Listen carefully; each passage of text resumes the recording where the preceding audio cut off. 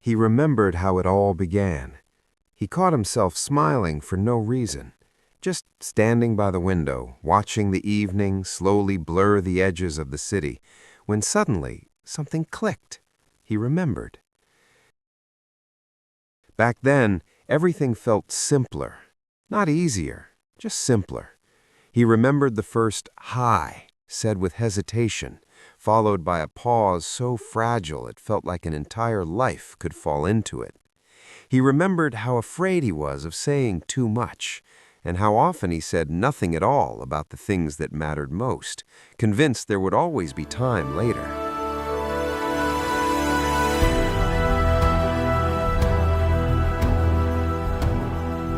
It all began with small things, awkward glances that lingered a second too long, the habit of walking just a little slower than he wanted so he wouldn't get ahead of her, conversations about nothing, movies, weather, random thoughts that somehow meant everything.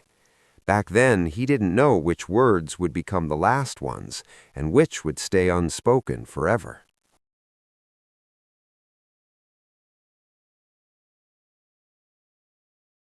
He remembered the way silence between them felt different then. Not heavy, not sharp. It was comfortable, like a shared breath, like understanding without explanation. He remembered how he believed, not in promises, he never trusted those much, but in the feeling itself, in the quiet certainty that if this person was beside him, things would work out somehow. No plans, no guarantees, just a calm faith that life would figure itself out around them. He didn't rush anything back then. He thought rushing was unnecessary when the future felt wide open. Now he knew better. Now he knew how silence could be louder than any argument, how distance didn't appear in miles, but in the growing pauses between messages, in the delayed replies, in the phrases that slowly changed from "I'll call you later" to "I've been busy." He knew how later sometimes meant never. The city lights outside flickered on, one by one, pulling him back to the present. Years had passed, quietly, without asking permission.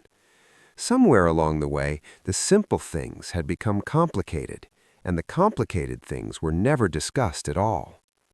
Still, there was something dangerous about remembering, because along with the memories came hope, that old, naive hope he thought he had outgrown, the kind that didn't ask for logic or proof, the kind that whispered softly, "What if it's still possible? What if some beginnings never really end?" He wondered if she ever remembered it the same way, if she ever paused in the middle of an ordinary day and felt that sudden ache, sweet and painful at once.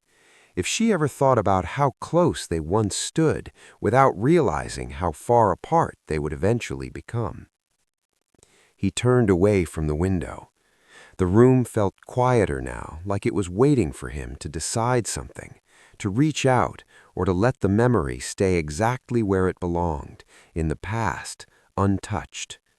He wasn't sure which choice scared him more, and maybe that was the answer.